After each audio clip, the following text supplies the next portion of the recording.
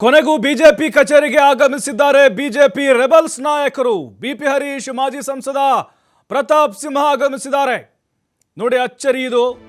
ಯಾಕಂದ್ರೆ ಈ ಸಂದರ್ಭದಲ್ಲಿ ಅವ್ರ ಪಾರ್ಟಿ ಕಚೇರಿಗೆ ಅವ್ರು ಬರೋದೇನು ಹೊಸದಲ್ಲ. ಆದ್ರೆ ಈ ಸಂದರ್ಭ ಇದೆ ಅಲ್ವಾ, ರೆಬಲ್ಸ್ ಬಂಡಾಯದ ಗುಂಪಿನ ಸದಸ್ಯರು ಬಂದಿದ್ದಾರೆ ಬಿಜೆಪಿ ಕಚೇರಿಗೆ. BL ಸಂತೋಷ್ ನೇತೃತ್ವದಲ್ಲಿ ಒಂದು ಸಭೆ ನಡೀತಾ ಇದೆ.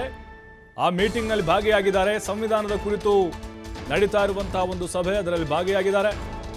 BY ವಿಜೇಂದ್ರ ವಿರುದ್ಧ ಸಮರ ಸಾರಿದ್ರು ಕೆಲ ನಾಯಕರು, ಅದರಲ್ಲೂ ಪ್ರತಾಪ್ ಸಿಂಹ ಕೂಡ ಒಬ್ರು. ಸಾಕಷ್ಟು ಸಭೆಗಳಿಗೆ ಗೈರಾಗುವ ಮೂಲಕ ತಮ್ಮ ಅಸಮಾಧಾನವನ್ನ ವ್ಯಕ್ತಪಡಿಸಿದ್ರು. ಈಗ BL ಸಂತೋಷ್ ಸಭೆ ಹಿನ್ನೆಲೆ ಬಿಜೆಪಿ ಕಚೇರಿಗೆ ಆಗಮಿಸಿದ್ದಾರೆ. ಬಹುಶಃ BL ಸಂತೋಷ್ ಅವರು ಸಭೆಯನ್ನ ನೇತೃತ್ವ ವಹಿಸಿಕೊಳ್ಳದೆ ಬೇರೆ ವಿಜೇಂದ್ರ ಅವರು ವಹಿಸಿಕೊಂಡಿದ್ರೆ ಬಹುಶಃ ಬರ್ತಾ ಇರಲಿಲ್ಲ ಅಂತ ಅನಿಸುತ್ತೆ. ಈಗ ಸಾಕಷ್ಟು ಅಚ್ಚರಿ ಬೆಳವಣಿಗೆಗಳಿಗೆ ಕಾರಣ ಆಯಿತು ಬಿಜೆಪಿ ಕಚೇರಿ. ಪ್ರತಾಪ್ ಸಿಂಹ ನೋಡ್ತಾ ಇದ್ದೀವಿ ನಾವು. BP ಹರೀಶ್ ಹಾಲಿ MLA ಅವರು ಕೂಡ ಆಗಮಿಸಿ ಇವತ್ತಿನ BL ಸಂತೋಷ್ ನೇತೃತ್ವದ ಸಭೆಗೆ ಹಾಜರಾಗಿದ್ದಾರೆ. ಸಂವಿಧಾನದ ಕುರಿತು ಒಂದು ಮೀಟಿಂಗನ್ನು ಕರೆದಿದ್ದಾರೆ BL ಸಂತೋಷು. ಆ ಒಂದು ಮೀಟಿಂಗ್ನಲ್ಲಿ ಭಾಗಿಯಾಗಿ ಈಗ ಚರ್ಚೆಗಳನ್ನು ನಡೆಸ್ತಾ ಇದ್ದಾರೆ. ಬಹುಶಃ ಈ ಒಂದು ಸಭೆ ಏನಿದೆಯಲ್ವಾ, ಇದು BL ಸಂತೋಷ್ ಅವರು ಕರೆದಿರುವಂಥ ಸಭೆ ಆಗಿದ್ದರಿಂದಾಗಿ ಅವರು ಬಂದಿರ್ಬೋದು ಅಂತ ಅನಿಸ್ತಾ ಇದೆ.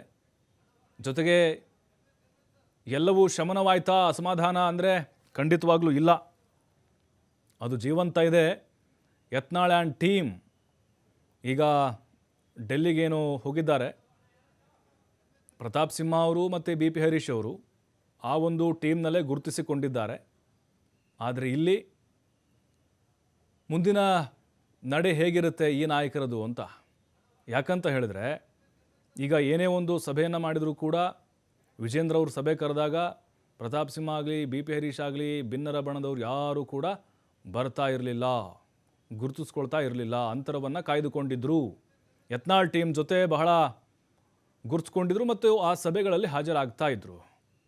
ಹಾಗಾಗಿ ಇವತ್ತು ಏಕಾಏಕಿ ಬಿಜೆಪಿ ಕಚೇರಿಯಲ್ಲಿ ಪ್ರತ್ಯಕ್ಷರಾಗುವ ಮೂಲಕ ಅಚ್ಚರಿಗೆ ಕಾರಣರಾಗಿದ್ದಾರೆ. ಯಾಕಂದರೆ ಬಹಳಷ್ಟು ಸಭೆಗಳನ್ನು ಮಾಡಿದ್ದಾರೆ, ಪ್ರೆಸ್ ಮೀಟ್ಗಳನ್ನು ಮಾಡಿದ್ದಾರೆ ವಿಜಯೇಂದ್ರ ಅವರು ಪಕ್ಷದ ಕಚೇರಿಯಲ್ಲಿ. ಆದರೆ ಪ್ರತಾಪ್ ಸಿಂಹ ಆಗಲಿ ಇನ್ನುಳಿದಂಥವರು ನಾಯಕರಾಗಲಿ ಬಿಜೆಪಿ ಕಚೇರಿಗೆ ಬೆಂಗಳೂರಲ್ಲಿ ಇರ್ತಾಯಿದ್ರು, ಬಿಜೆಪಿ ಕಚೇರಿಗೆ ಬರ್ತಾ ಇರಲಿಲ್ಲ.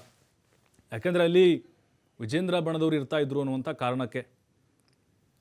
ಅವರು ಪಾರ್ಟಿಯ ಕಚೇರಿಗೆ ಬರಲಿಕ್ಕೆ ಯಾರು ಪರ್ಮಿಷನ್ ತೆಗೆದುಕೊಳ್ಬೇಕು, ಅದು ಒಂದು ಸೈಡು. ಅದರ ಜೊತೆಗೆ ಈ ಸಂದರ್ಭದಲ್ಲಿ ಯಾವ ಸಂದೇಶವನ್ನು ಕೊಡಲಿಕ್ಕೆ ಪ್ರತಾಪ್ ಸಿಂಹ ಮತ್ತು ತಂಡ ಏನಿದೆ, ಕೆಲವೊಂದಿಷ್ಟು ಸದಸ್ಯರು ಅವ್ರ ಬಣದವರು ಹಾಜರಾಗಿದ್ದಾರೆ.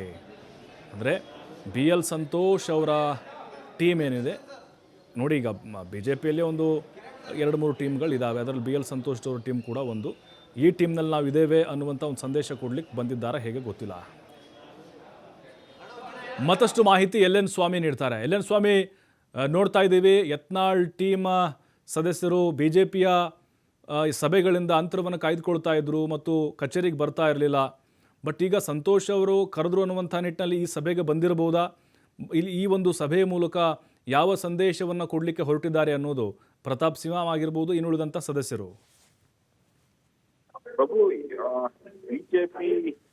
ಬಿಜೆಪಿಯಲ್ಲಿರುವ ಅಸಮಾಧಾನ ಅಂದ್ರೆ ರೆಬಲ್ಸ್ ವರ್ಸಸ್ ರೆಬಲ್ಸ್ ನಾಯಕರ ಒಂದು ಅಸಮಾಧಾನಕ್ಕೆ ಫುಲ್ ಸ್ಟಾಪ್ ಹಾಕುವಂತ ಕೆಲಸ ಪ್ರಯತ್ನ ಆಗ್ತಾ ಇದೆ ಅನ್ನೋದು ಈ ಸಭೆ ಮೂಲಕ ಗೊತ್ತಾಗ್ತಾ ಇರೋಂಥದ್ದು. ಅಂದ್ರೆ ಒಂದು ಕಡೆ ಮುಂಬರುವ ಸ್ಥಳೀಯ ಸಂಸ್ಥೆ ಚುನಾವಣೆಗೆ ಸಂಬಂಧಪಟ್ಟಂತೆ ವಿಜೇಂದ್ರ ಅವರು ಸರಣಿ ಸಭೆಗಳನ್ನ ಅನ್ಕೊಂಡಿದ್ದಾರೆ. ಅಂದ್ರೆ ಇವತ್ತು ಮತ್ತು ನಾಳೆ 2 ದಿನಗಳ ಕಾಲ ಬಿಜೆಪಿ ನಾಯಕರು ಸತತವಾಗಿ ಸಭೆಗಳನ್ನ ಮಾಡ್ತಾ ಇದ್ದಾರೆ. ಒಂದು ಎಲೆಕ್ಷನ್ ಅಂದ್ರೆ ಮುಂಬರುವ ಒಂದು ಸ್ಥಳೀಯ ಸಂಸ್ಥೆಗಳು, BBMP, ಜಿಲ್ಲಾ ಪಂಚಾಯತ್, ತಾಲೂಕ್ ಪಂಚಾಯತಿ ಎಲೆಕ್ಷನ್ಗೆ ಸಂಬಂಧಪಟ್ಟಂತೆ ಒಂದು ಹೊಂದಾಣಿಕೆಯಿಂದ ಎಲ್ಲರೂ ಕೂಡ ನಾವು ಜೊತೆ ಹೋಗ್ಬೇಕು ಎಂಬ ಸಂದೇಶ ಕೊಡೋದಕ್ಕೆ ಸಭೆ ಕರೆದಿರುವಂತದ್ದು.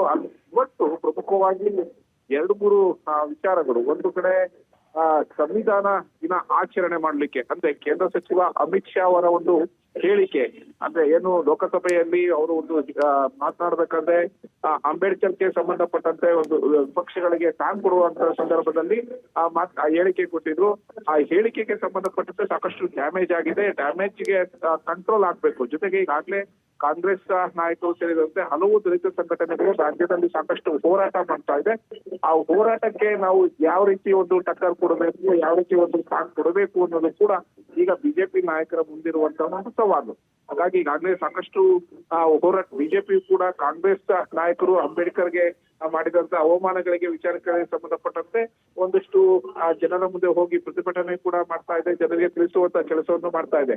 ಆದ್ರೆ ಇನ್ನಷ್ಟು ಪ್ರಭಾವಶಾಲಿಯಾಗಿ ಏನು ಸಂವಿಧಾನ ಶಿಲ್ಪಿ ಅಂಬೇಡ್ಕರ್ ಅವರಿಗೆ ಕಾಂಗ್ರೆಸ್ ಮಾಡಿದಂತ ಅನ್ಯಾಯಗಳು ಏನೇನಿದೆ ಅನ್ನೋದು ಸಂಪೂರ್ಣವಾಗಿ ಜನರಿಗೆ ತಿಳಿಸಬೇಕು.